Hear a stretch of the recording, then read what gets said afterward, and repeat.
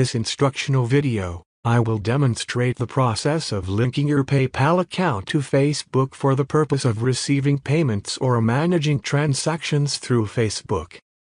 Utilizing PayPal as a payment method offers a convenient solution. Let us commence with the steps. To initiate, access the Facebook application on your mobile device or through your preferred web browser.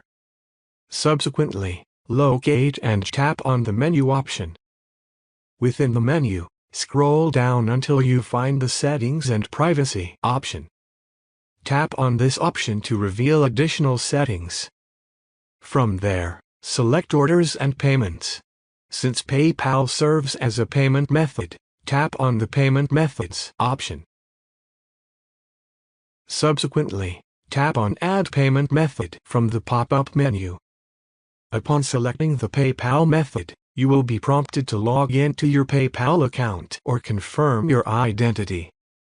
After successfully entering your PayPal credentials, Facebook may request confirmation of the connection or require agreement to specific terms.